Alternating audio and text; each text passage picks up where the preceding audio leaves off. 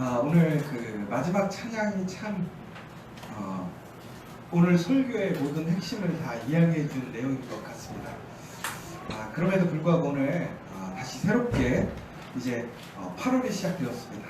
여러분 아마 우리 8월에는 많은 계획들이 있으실 거예요. 특별히 뭐 휴가 계획과 또 여러 가지 일들이 있으실 텐데, 그럼에도 불구하고 우리가 이 8월을 잘 보내는 것이 정말 좋은 열매를 맺을 수 있는 방법이다.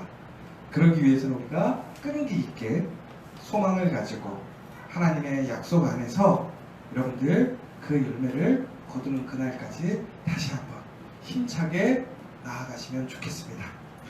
그래서 저희가 이번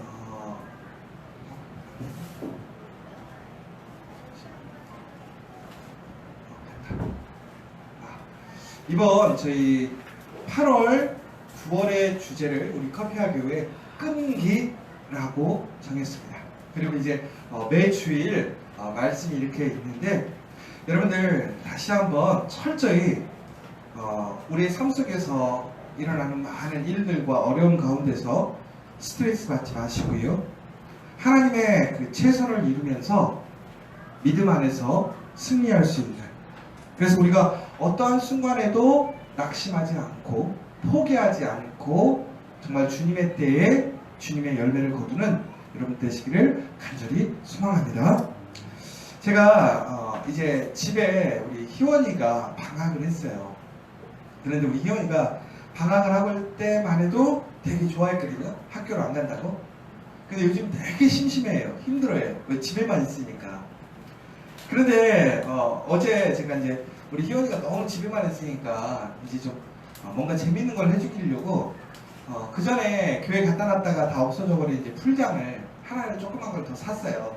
그래서 어제 이제 지원이랑 희원이 물놀이 좀 하라고 이렇게 넣어준 거죠. 그런데 참 신기하게 집에 이제 연장이나 도구들이 다 있는 줄 알고 풀만 사왔더니 없는 거예요. 그래가지고 어제 바람 넣는 게 없는 거죠. 그래서 봤더니 풍선 바람 넣는 이게 있더라고요. 근데 그거로는 도저히 안 되는 거예요. 해봤는데. 그러다가 결국에는 다행히 하나 찾았어요. 그게 뭐냐면 튜브에 바람 넣는 손바닥 이렇게 누르는 게 있거든요. 그게 하나 있는 거죠. 그래갖고 그거를 간신히 조립을 해가지고 껴가지고 땀을 뻘뻘 흘려 한 30분을 바람을 넣어가지고 풀을 만들어준 거예요. 근데 그렇게 땀을 막 뻘뻘 흘리고 있는데 그 안지원하고 안지원은 그 사이에 뭐라고 했냐면, 바람이 조금 들어가니까 물 집어넣고 자기들 좀 들어가 앉아있으면 안 되네요. 그러니까 결국 뭐냐면 우리는 계속 바람 넣고 자기들은 좀 즐길 걸 즐기고 기다리겠다 이 얘기거든요. 근데 그 순간 열받더라고요. 살짝 야씨 이게 내가 뭐 하는 건가 이렇게. 그런데 이제 그러다가 이제 어느 정도 돼가지고 애들 놀라고 했는 거예요. 그랬더니 막 엄청 신나게 재밌게 놀고 막 물총 갖고 놀고 이러는 거죠. 근데 그걸 딱 보고 있는데 애들이 부러운 거예요. 야, 참 니들 좋겠다. 니들 좋겠다. 그냥 제고만 풀장 하나만 있어도 니들은 다 좋고, 그 다음에 저녁도 뭘 먹을지 뭘 입을 건지 걱정 하나도 안 하고 그냥 그때그때 즐겁게 잘 사는구나. 그래서 제가 희원이한테 물어봤어요. 야, 너 참 좋지? 감사하지 않냐? 그랬더니 감사하대요. 그래서 제가 오늘은 감사일기 쓸 거 많겠다 그랬더니 쓸 게 많이 있겠을 것 같아요. 근데 얘가 뜬금없이 그 얘기를 해요. 그런데 자기도 스트레스를 받는데요. 여러분 되게 웃기죠? 희원이가 스트레스를 받는데요. 희원이가 왜 스트레스를 받는 줄 아세요? 첫 번째, 안지원. 안지원 때문에 너무 스트레스를 받는데요. 두 번째가 뭔지 아세요? 숙제.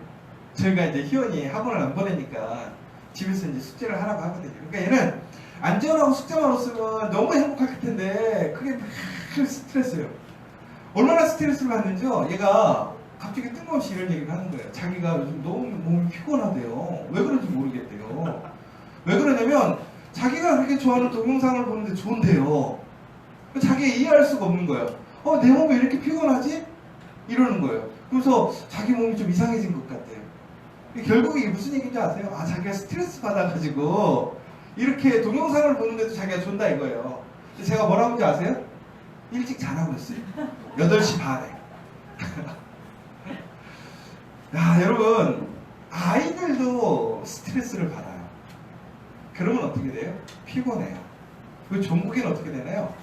본인이 하던 일들을 지속적으로 할 수가 없게 되는 거예요. 여러분, 우리가 일상의 삶 속에서 많은 일들을 하잖아요. 솔직히 여기 계신 분 중에 스트레스 안 받는 분 계세요?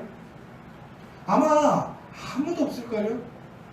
목사인 저도 스트레스를 받고요. 사장님인 사람도 스트레스를 받고요. 내가 편안한 직장을 다녀도요 스트레스를 받아요. 누구나 그 일 속에서 스트레스를 받으면서 종국에는 어떻게 되느냐?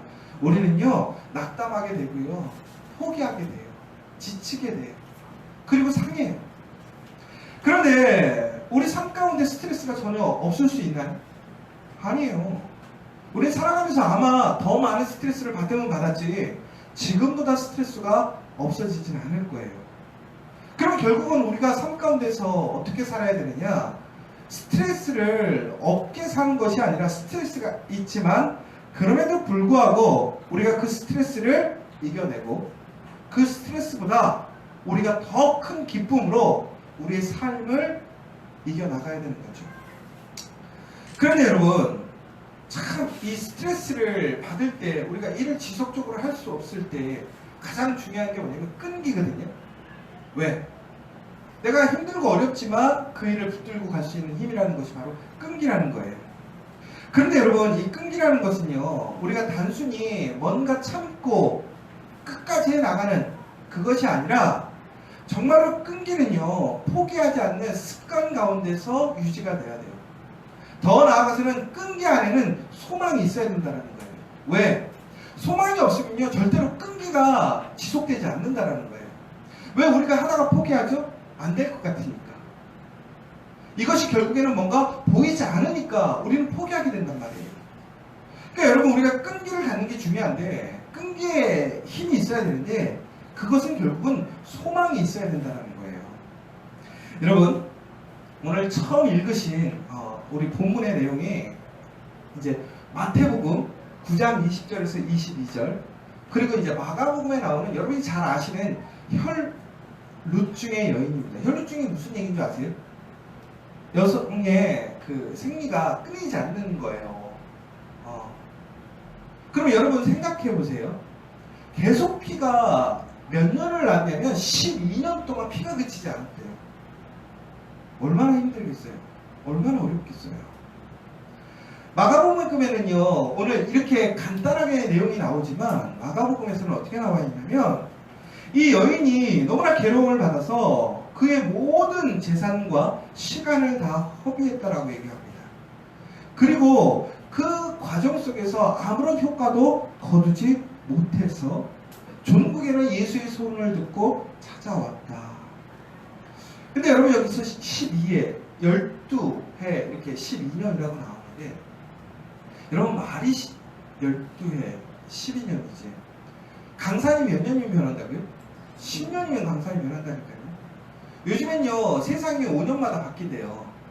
그럼 5년마다 바뀌면 세상이 3번 바뀔 동안 이 여인은 본인이 가지고 있는 문제를 해결하지 못하고 있는 거예요. 그런데 이 여인을 통해서 저는 감동받았어요. 왜 그런지 아세요?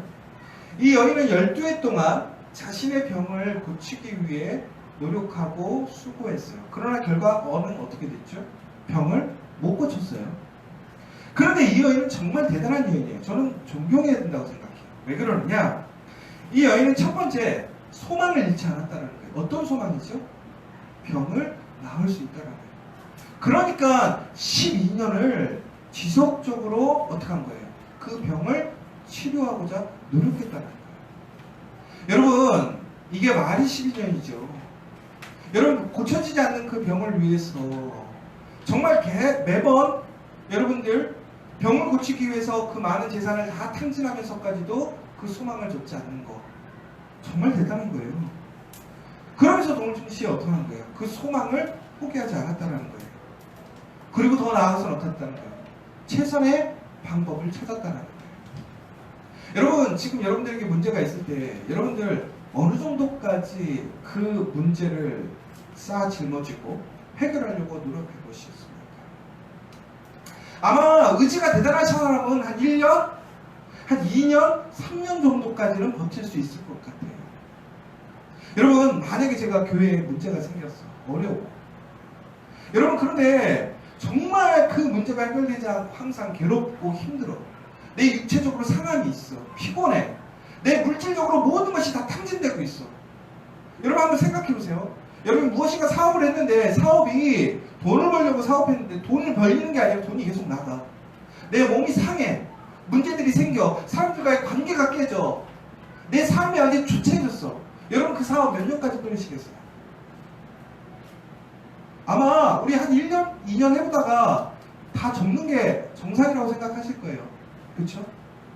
그런데 이 여인은 어떻게 했다라는 거예요? 12년을 포기하지 않았다는 거예요. 끈기 있게 그 병을 고치기 위해 수고하고 힘썼다는 거예요. 그의 에너지와 시간과 물질을 사용했다는 거예요. 그런데 결과는 어땠다는 거예요? 못 고쳤다는 거예요. 근데 여러분, 여기서 이 여인의 또 하나의 포인트가 있어요. 뭐냐면 이 여인이 12년 동안 병을 고치려고 했던 것은 그가 회복을 경험하기 위한 거잖아요. 그런데 여기서 더 중요한 포인트가 뭐냐면 이 여인이 처음부터 환자였을까요? 이 여인이 처음부터 태어날 때부터 환자였을까요? 아니면 중간에 병을 얻었을까요? 그냥 우리가 유치를 해보자면 그럼 여인이라고 돼 있어요. 여인. 여인이라 하면 결국 뭐냐면 성년기를 지난, 그러니까 성인 의식을 치룬 사람을 성인이라고 하잖아요. 그러니까 이 여인도 흔한 얘기로 저희가 봤을 때 최소한 일반적인 성년이었다라는 거예요. 그럼 성년이라는 것은 최소한 12살보다는 더 많을 거 아니에요. 그렇죠? 왜냐하면 이 여인이 병을 갖기 시작한 지가 12년이었으니까. 그럼 결국은 이 여인은 뭐냐면요, 처음에는 건강한 여인이었다라는 거예요. 그런데 그 여인이 처음으로 병을 얻었은 그 이후로 12년 동안 그 여인은 몸에 병을 갖고 살아갔는데 그 병을 갖게 된 12년 동안 그 여인은 어떻게 했다는 거예요? 그 몸을 회복시키기 위해. 그럼 다시 얘기하자면 이거예요. 그 여인은 처음에 건강했던 것을 다시 찾기 위해, 잃어버린 것을 회복하기 위해 12년 동안 열심히 노력했다는 거예요. 그러니까 그 여인이요, 가지지 못한 것, 가질 수 없는 것을 위해 12년을 노력한 것이 아니라 그 여인이 처음에 가졌던 것을 회복하기 위해, 그것을 위해서 12년 동안 그 여인은 무단히 힘쓰고 있었다는 거예요. 여러분, 우리가 무엇인가를 새로 개척해서 얻는 거 쉽지 않아요. 그런데 그거보다 더 어려운 게 뭐죠? 그것을 유지해가는 거예요. 근데 그거보다 더 어려운 게 뭔지 아세요? 그것을 잃어버렸다가 다시 회복시키는 거예요. 그러니까 사업을 치자면 사업을 시작하는 거 너무나 힘들어요. 그런데 더 힘든 건 뭐냐? 그 사업을 유지해가는 게 더 힘들어요. 근데 그거보다 더 힘든 게 뭔지 아세요? 그러다가 쫄딱 망했는데 다시 일으키는 거. 그거는 정말로 너무나 힘든 거죠. 여러분, 그런데 이 여인은 어떻게 하는 거예요? 그 잃어버린 것을 회복하려고 힘쓰는 거예요. 그럼 결국은 뭐예요? 이렇게 쉽지 않고 힘든 일임에도 불구하고 이 여인이 12년 동안 매달렸다고 하는 것은 결국은 그것이 뭐라는 거예요? 중요한 거라는 거예요. 너무나 가치 있는 거라는 거죠. 여러분, 그런데 이 여인은 더 나아가서 보면요, 예수님을 만나러 왔어요. 그래서 그것을 다시 회복하고 싶어서. 그런데 이 여인이 뭐라고 되어 있냐면, 여자가 예수의 뒤로 와서 그 옷가를 만지니 라고 나와 있어요. 여러분, 왜 이 여인이 이렇게 소망이 있고 희망이 있는데 예수 앞으로 가지 않았을까요? 왜 예수 뒤로 가서 예수의 겉옷가를 만졌을까요? 결국에는 이거예요, 여러분. 이 여인은요, 이렇게 부단히 노력하고 힘썼지만 결국에는 그 여인의 병은 그 사회에서 인정받지 못하는 병이었어요. 오히려 사람들에게 편견과 비방을 받는, 사람들에게 소외받는 일이었어요. 이 피를 흘린다고 하는 것은 단순히 사람들에게 병을 갖고 있다는 것이 아니라 부정한 여인으로 인정받았다는 거죠. 결국은 이 여인은 어떻게 된 거예요? 자신의 아픔, 자신의 병듦으로 인해서 단순히 자기만의 고통, 자기의 힘듦을 경험한 것이 아니라 그 사회에서 소외되어 버린 거예요. 배제된 거예요. 그렇기 때문에 이 여인은 예수님을 만나러 앞으로도 나갈 수 없는 사람이었다는 거예요. 그런데 이 여인은 예수님을 만나서 그 자신의 병을 고치고 싶어서 예수님의 뒤로 가서 그 옷가지라도 만지면 나설 수 있을 것 같아서 사람들이 그렇게 밀리고 사람들이 방해하는 상황 속에서도 예수님의 옷가지를 만졌던 이 여인이라는 거예요. 여러분, 정말 이 여인은 대단한 여인이에요. 여러분, 우리 커피하기가 처음 시작했을 때 여러분 정말 우리에 대한 사람들은 오해와 또 많은 시선들이 있었어요. 많은 퀘션이 있었어요. 과연 이것이 교회로서 가능할 것인가? 영향력을 발휘할 수 있을 것인가? 더 나아가서 교회라는 본분을 잘 감당할 수 있을 건가? 여러분은 어떻게 생각하세요? 우리 커피아 교회가 정말로 세상 가운데 귀하고 아름답고 존귀한 교회라고 생각하십니까? 근데 여러분들도 아마 그냥 다니니까 잘 모르실 거예요. 근데 여러분 보세요. 이게 뭔지 아세요? 이게 8월 23일 날 선교적 교회 컨퍼런스가 전 교회 실천신학회에서 하는 한국교회 선교적 교회 대표를 뽑아서 컨퍼런스를 하는 거예요. 근데 그 중에 이게 누구예요? 1번으로 제가 이렇게 됐어요. 8월 23일 날. 그런데 우리 선교신문에 오늘 나온 거예요. 근데 되게 웃긴 게 있었어요. 오늘 선교신문에 하나 더 나왔어요. 뭔지 아세요? 이게 누구예요? 9월 23일 날. 제가 오늘 여러분 제가 이렇게 많이 나갑니다. 이거에 소개하려는 게 아니에요. 여러분, 우리 커피아교회가 처음에는 사람들이 이게 교회야? 이게 교회로서 역할을 할 수 있어? 교회 영향력을 발휘할 수 있어? 이렇게 얘기를 했어요. 근데 요즘 한국교회 가장 큰 이슈가 뭔지 아세요? 선교적 교회예요. 선교적 교회. 새로운 교회, 미래 목회에 대해서 요즘 고민하고 있어요. 왜? 한국교회가 어려우니까. 그런데 가장 최근에 그 대안으로 생각하는 게 뭐냐면 선교적 교회라는 거예요. 그런데 그 중에 우리 커피아 교회가 우리 한국교회에서 대표되는 교회로 뽑혀서 그것을 소개하고 이야기하는 자리마다 저를 불러서 제가 나가게 됐다는 거예요. 근데 돈을 받는 게 아니라 돈을 줘야 될 것 같아요. 가서. 근데 여러분 여기서 보세요. 지금까지 이렇게 우리는 소외당하고 인정받지 못했어요. 그런데 우리가 오늘 여기까지 올 수 있었던 이유가 뭔지 아세요? 그 여인과 똑같아요. 우리는 우리의 소망과 비전을 가지고 포기하지 않고 이 자리에 왔기 때문에 오늘 여기까지 올 수 있었다는 거예요. 여러분, 그렇기 때문에 정말 중요한 게 뭔지 아세요? 우리가 잘난 게 중요한 게 아니라 정말 우리가 가지고 있는 소망을 끝까지 포기하지 않는 것이 중요하다는 거예요. 여러분은 정말 소망이 있습니까? 해결될 수 있다는 소망이 있으십니까? 이 여인은요 12년 동안 낫지를 못했다니까요. 해결받지 못했다니까요. 여러분, 우리 커피아 교회가 지금 엄밀히 얘기하면 세상적으로 보면 부흥했어요, 안 했어요? 부흥 못한 것 같죠? 근데 여러분 되게 웃긴 게요, 어제, 그러니까 이번 주에 드디어 우리 커피아 교회 은행 빚을 갚았습니다. 그런데 지금까지 빚졌던 은행 빚을 다 갚았어요. 그런데 이제 연말까지 마지막 교회학장위원회에서 빌린 2천만 원 갚을 수 있을 것 같아요. 그리고 우리가 지금 요즘에 되게 웃긴 게 뭔지 아세요? 어제 제가 아시는 분들이 왔는데 알고 봤더니 이분들이 이 건물을 우리가 산 줄 알더라고요. 그리고 사람들이 지나갈 때마다 뭐라고 하는지 아세요? 목사님네 교회에 맨날 그냥 카페만 하고 주일날 사람이 별로 없는 줄 알았는데 주일날 예배 드리는 거 깜짝 놀랐대요. 여기 옆에 있는 공사하시는 분들부터 해서 여기 분들이 오시면 아니 생각보다 교인들이 너무 많다고 여기가 꽉 찰 정도로 사람들이 있다고 그러는 거예요. 그런데 여러분, 우리의 소망 비전은 여기서 끝이 아니에요. 오히려 우리는 10년 후를 기대하십시오. 여러분, 소망을 가지십시오.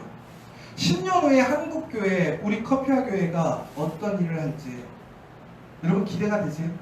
소망이 있으세요? 저는 소망이 있어요. 그런데 지금 당장 내 눈앞에는 보이지 않아요. 안 될 것 같아요. 여러분, 우리가 지금까지 얼마나 많은 걸 해왔는지 아세요? 얼마 전에 우리 정수기 교사님이 저한테 그랬어요. 목사님, 저희 정말 지금까지 너무 많은 일을 해왔대요. 제가 웃으면서 그랬어요. 우리가 뭘 했어? 내가 봤을 때 별로 한 게 없는데. 근데 우리 전사님 정말 진지하게 했어요. 솔직하게 진짜 일 많이 했어요. 근데 여러분, 일 많이 했는데 오늘 우리가 지금 경험하고 있는 이것이 우리의 지금의 결과물인 거예요. 그럼 여러분, 세상적으로 봅시다. 성공한 거예요, 실패한 거예요? 내가 봤을 때는 성공하는 거라고 보진 않아요. 실패했다라고 보기에도 애매해. 좀 어중간한 상황인 거예요. 근데 여러분, 저는 소망이 있어요. 왜? 이것이 단순히 내 소망이 아니라 하나님의 소망, 하나님의 약속이라면 그것은 분명히 이루어지니까. 하물며 12년 동안 소망을 갖고 포기하지 않았던 이 여인마저도 예수님께 나와왔어요. 예수님의 앞이 아니라 예수님의 뒤로 나왔어요. 예수님께 직접 말한 것이 아니라 예수님의 옷까지만 붙들어도 내가 그 병을 나을 수 있다는 그 믿음으로, 소망으로 12년 동안 그 종착역을 향해 나왔어요. 종국이는 예수님께 어떻게 됐어요? 맡기고 믿고 만지니까 그가 그 시간 구원을 얻었어요. 여러분, 소망이 있는 사람과 소망이 없는 사람은 결과가 달라요. 여러분, 소망을 가지셔야 돼요. 내가 정말 끈기 있게 무엇인가를 끝을 맺으려면 소망이 있어야 된다는 거예요. 여러분, 정말 실질적으로 여러분 어떤 소망이 있으세요? 여러분 안에 어떤 소망이 있는지, 여러분들이 무슨 소망을 갖길 원하는지 여러분 한번 생각해 보셨으면 좋겠어요. 그런데 여러분, 여기서 중요한 포인트는 뭐냐면요, 내가 소망을 얻는 것은 내 믿음으로 소망을 얻는 것이 아니라는 거예요. 무슨 얘기냐? 오늘 이 여인은요, 오늘 예수님께 나오게 됩니다. 그런데 이 여인이 나올 때 믿음이 있었어요. 어떤 믿음?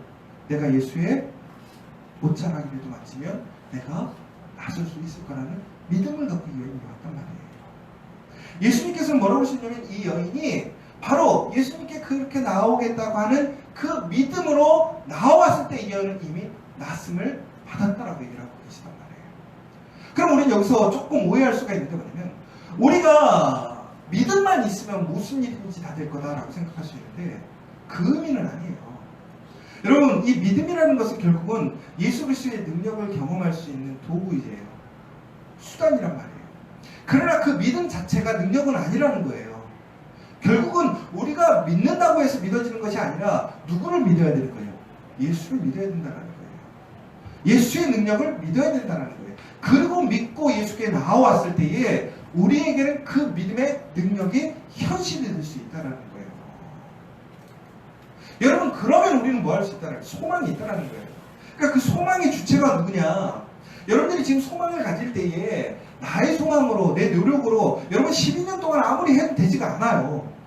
그런데 그 여인이 예수의 소식을 듣고 예수께 나왔을 때 바로 그 여인은 12년 동안 그 모든 에너지, 그의 모든 재산을 다 투자해서도 받지 못했던 그 소망이 이루어지는 걸 경험하게 됐잖아요. 여러분, 누구에게 소망을 주느냐가 여러분의 삶의 그 모습을 바꾸는 거예요. 그러면 우리는 포기하지 않을 수 있다는 거예요. 알파 오마가 되시는 예수님, 그 생명까지도 아끼시지 않는 예수님이 나와 함께 하시고 나의 문제를 해결해 주신다는 거예요. 여러분, 소망을 끝까지 가지십시오. 더 중요한 것은 바로 이러한 나의 믿음에, 나의 소망에 예수님이 어떻게 하신다는 거예요? 응답하신다는 거예요. 예수님께서는 믿음으로 나오는 사람, 예수님께 소망을 두는 사람들의 그 부르짖음을, 그 간구에 응답하시는 분이라는 거예요.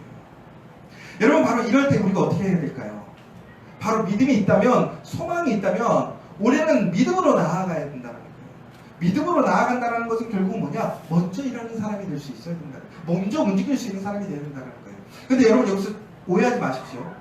내 생각이 있어서, 내 믿음으로 내가 결정해서 먼저 일하는 것과 내가 정말 예수 그리스도를 의지해서, 예수 그리스도를 믿어서, 예수님의 약속을 믿어서 내가 그 약속을 따라서 먼저 움직이는 것은 분명히 달라요.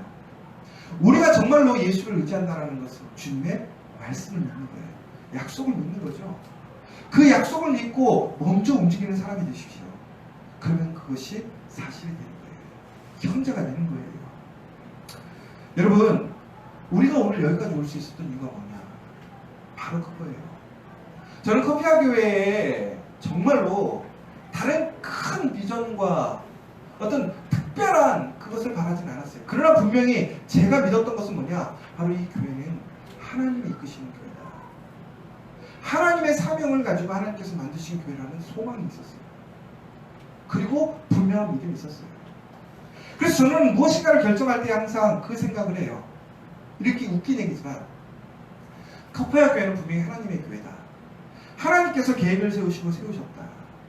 그러면 하나님께서는 분명히 우리 커피아 교회를 통해서 일하시기를 원하시고 커피아 교회를 통해서 하나님의 살아계심을 증거하기를 원하신다.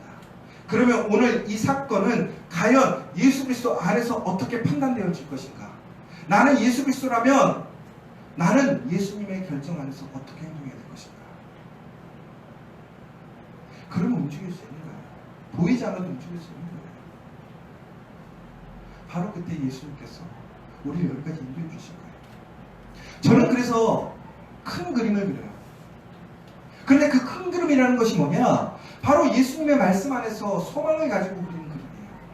저는 그것이 이루어질 거라고 믿어요. 여러분, 그런데 단순히 이것이 커피아 교회 이야기만이 아니라는 거예요. 왜 공동체가 중요한 줄 아십니까? 여러분, 커피아 교회를 통해서 이 공동체를 통해서 여러분들 소망을 갖게 되는 거예요. 증거를 갖게 되는 거예요. 그럼 여러분들이 하셔야 될 일이 뭐예요? 이 소망을 나의 가정에 대입하는 거예요. 나의 일터에 대입을 하는 거예요. 전국에는 어떻게 하시는 거예요? 여기에 역사하시는 하나님이, 우리 공동체에 역사하시는 하나님께서 어떻게 하시는 거예요? 여러분의 가정과 여러분의 직장과 여러분의 삶 속에서 동일하게 움직이시는 거죠. 결국은 우리가 어떻게 하는 거예요? 소망을 가져야 되는 거예요. 누구처럼? 이 혈우병 여인처럼 정말로 포기하지 않고 끈기 있게 예수를 바라보고 소망을 가지십시오. 그러면 그것이 이루어짐을 믿으시기 바랍니다. 두 번째는요, 여러분, 우리가 하박국 1장 1절에서 24절에 보면 하나님은요, 우리의 심판과 멸망 중에도 열심히 일하고 계심을 이야기하고 있습니다. 그러므로 여러분, 끈기 있게 포기하지 말고 소망하십시오. 이미 결정이 나도, 여러분, 하나님께서 소돔과 고모라를 심판하려고 했을 때 아브라함이 의인의 사람들을 구해달라고 구합니다. 이미 멸망이 선포되었어요. 그런데 그때 아브라함이 뭐라고 얘기해요? 하나님, 이제 의인을 같이 죽이시려고 하십니까? 그래서 종국에는 어떻게 된 거예요? 의인이 10명까지 떨어지게 되잖아요. 내가 그 사람들을 살려주겠다고. 여러분, 보세요. 어떠한 상황 속에서도 하나님은 일하고 계시다는 얘기는 뭐냐?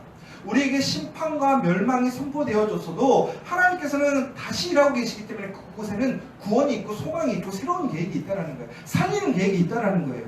고로 여러분, 어떠한 상황 속에서도 포기하지 마십시오. 다시 일으키시는, 살리시는 하나님을 소망하십시오.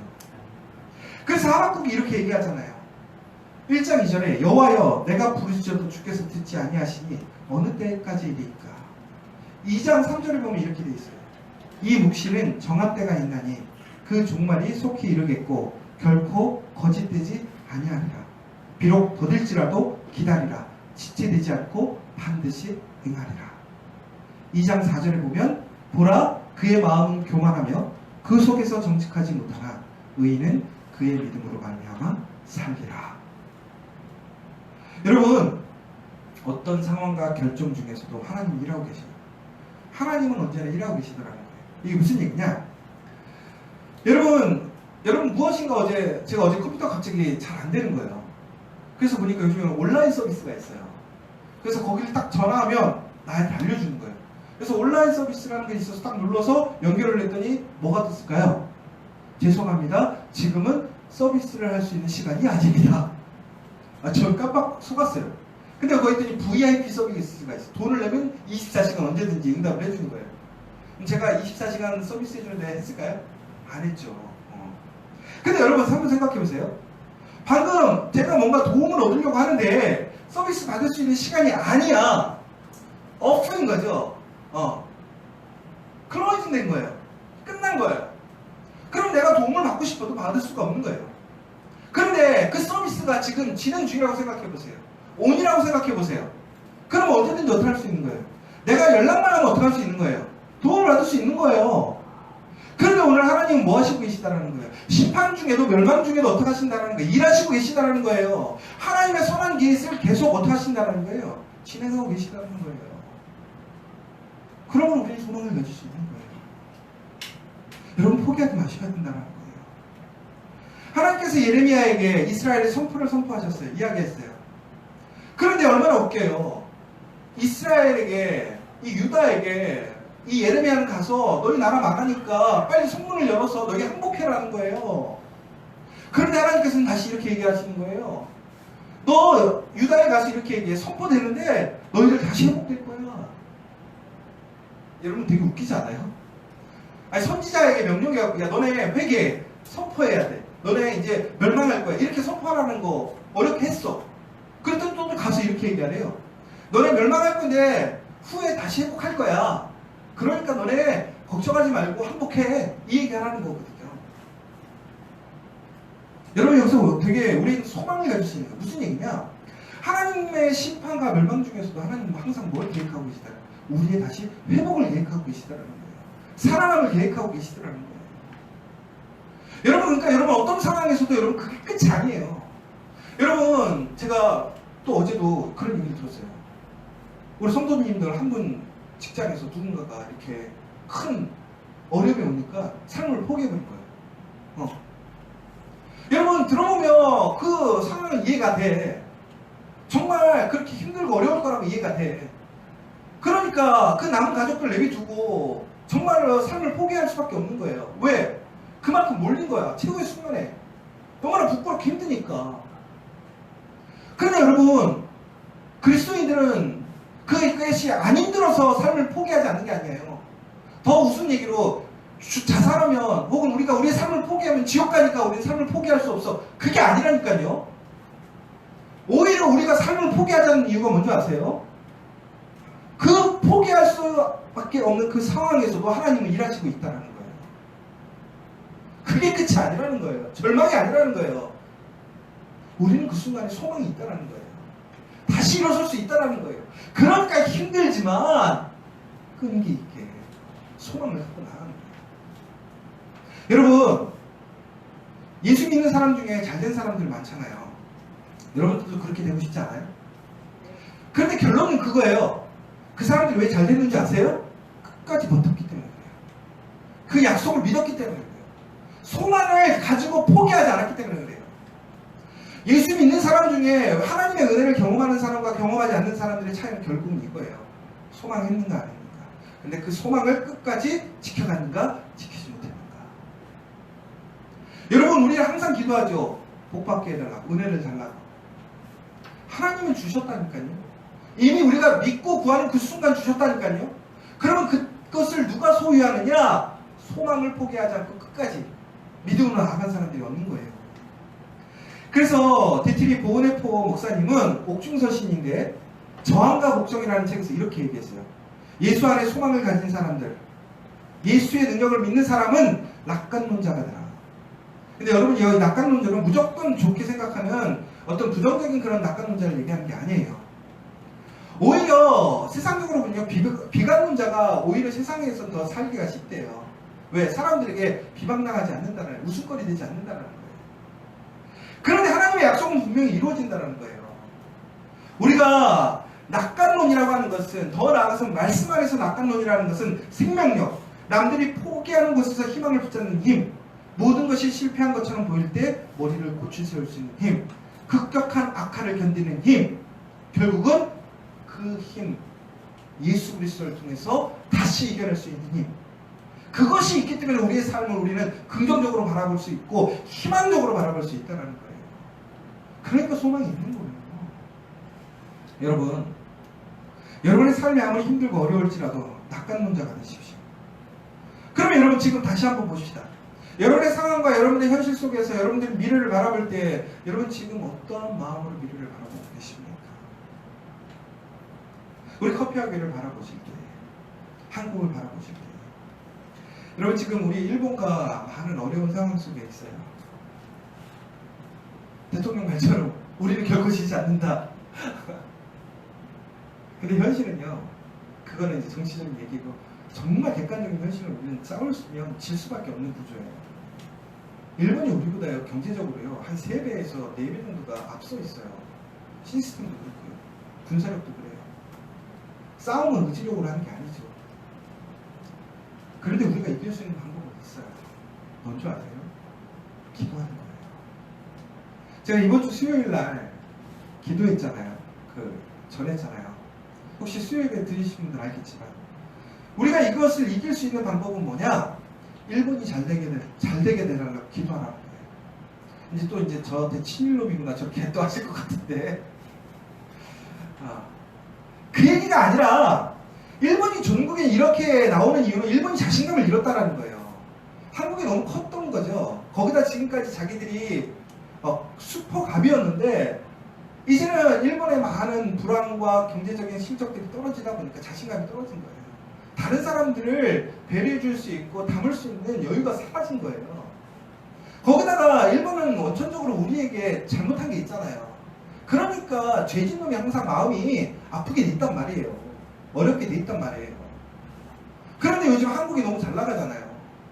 그러다 보니까 이제는 같이 가면 안 되겠다는 생각이 죠 밟아야 되겠다는 생각이 생긴 거죠. 그럼 우리는 이때 어떻게 기도해야 될까요? 하나님, 저 나쁜 놈들에게 지진을 일으키셔서 태풍 가서 쓸어버리게 해주세요. 우리 이런 기도 많이 하지 않으세요? 그런데 제가 수요일날 얘기했던 것처럼 하나님께서 요나에게 명령하셨잖아요. 니네에 가서 선포해라. 왜? 죄가 간영했어. 그래서 결국에 심판해야 돼. 근데 왜 요나가 안 갔어요? 혹시나 가서 선포하면 걔네 회개할까봐. 근데 하나님을 잘 아는 거지. 그건 또 용서해 주시니까. 너무 싫었던 거야.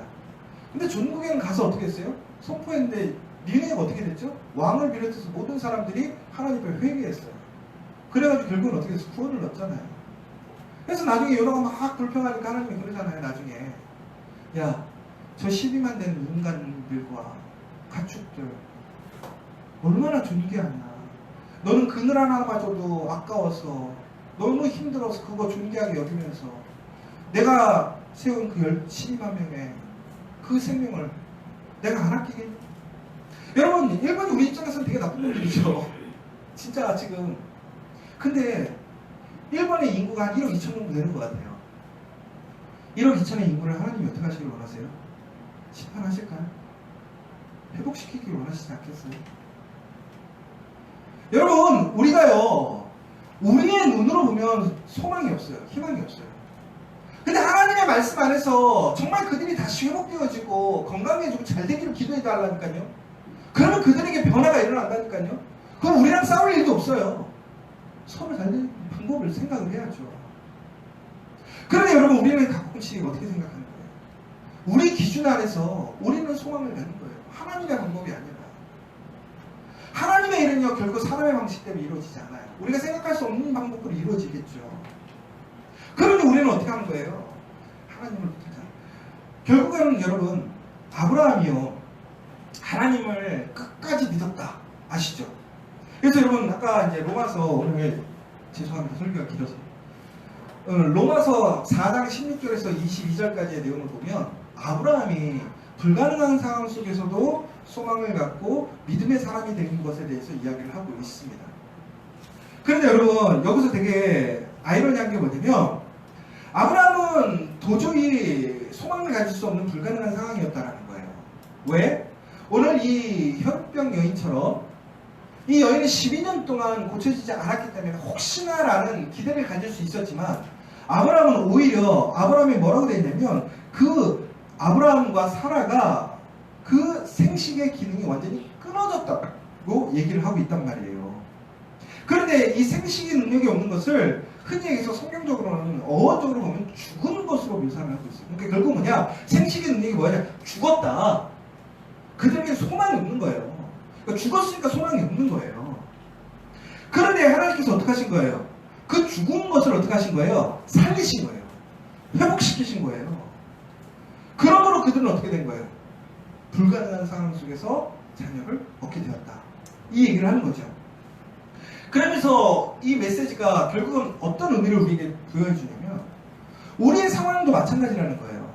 이렇게 죽어버리는 상황, 이제 끝난 상황이지만 예수의 생명이, 예수의 능력이 우리를 어떻게 하신다는 거예요. 아브라함과 사라가 죽은 상황에서, 그 능력을 잃어버린 상황에서 다시 살리셔서 자녀를 가졌던 것처럼 우리를 어떻게 살리시고 우리의 소망의 열매를 맺게 해주신다는 약속을 바로 아브라함을 통해서 우리는 믿을 수 있다는 거예요. 그런데 여기서 아이러니한 게 뭐냐면, 여기서는 로마서에서는 아브라함이 전혀 믿음에 의심이 없었다라고 하는데, 여러분 정말 그래요? 창세기를 보세요.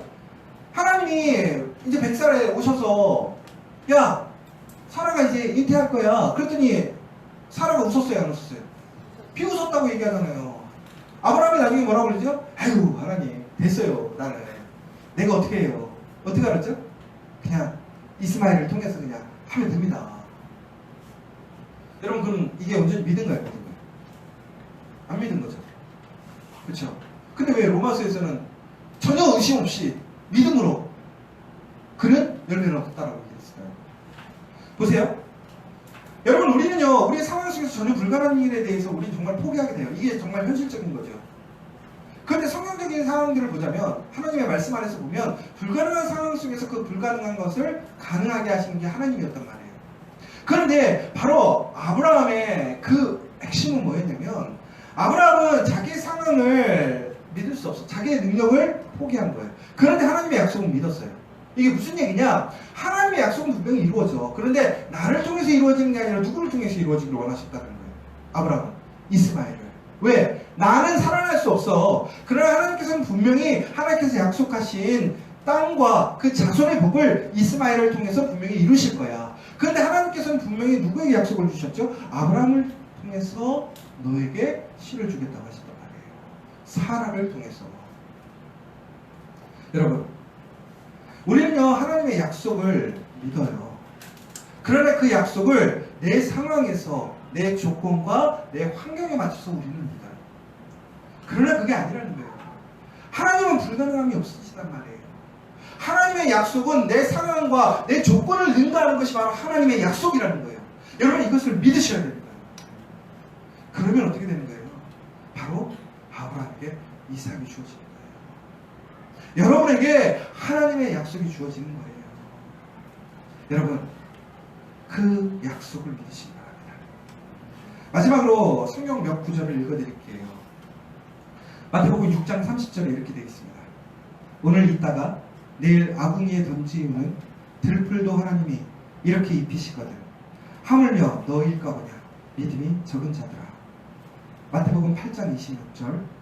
예수께서 이르시되 어찌하여 무서워하느냐 믿음이 적은 자들아 하시고 곧 일어나서 바람과 바다를 꾸짖으시되 아주 잔잔하게 되거늘. 마태복음 14장 31절. 예수께서 즉시 손을 내밀어 저를 붙잡으시며 가라사대 믿음이 적은 자여 왜 의심하였느냐 하시고. 마태복음 9장 23절 24절. 예수께서 이르시되 할 수 있거든이 무슨 말이냐 믿는 자에게는 능치 못할 일이 없느니라 하시니라. 곧 그 아이의 아비가 소리를 질러 가로되 내가 믿나이다 나의 믿음 없는 것을 도와주소 하더라. 여러분, 이번 8월 끈기 있게 소망을 회복하십시오. 그 소망대로 하나님께서 불가능한 속에서, 그 심판 가운데서 끊이지 않는 문제 속에서 이루심을 믿고 함께 우리 하나님의 그 은혜를 소망하는 여러분 되시길 간절히 소망합니다. 오늘 이 시간 우리 조용히 다시 한번 묵상하며 나아가면 좋겠습니다. 여러분, 우리는 쉽게 포기합니다. 우리는 끈기 있게 살아가지 못합니다. 왜 그럴까요? 소망이 없기 때문에 그래요.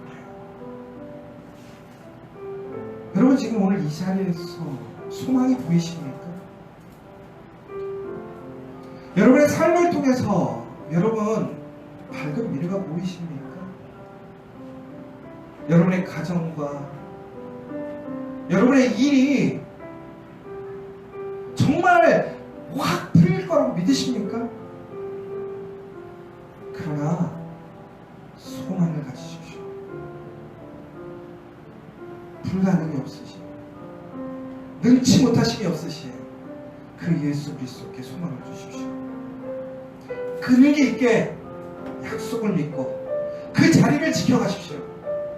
오늘 이 자리에서 우리가 그 하나님의 약속으로 다시 일어남을 믿으시기 바랍니다. 우리 커피와 교회가, 우리 공동체가, 여러분의 그 삶의 그 직장의 자리가, 여러분의 가정이 다시 일어날 줄 믿으시기 바랍니다.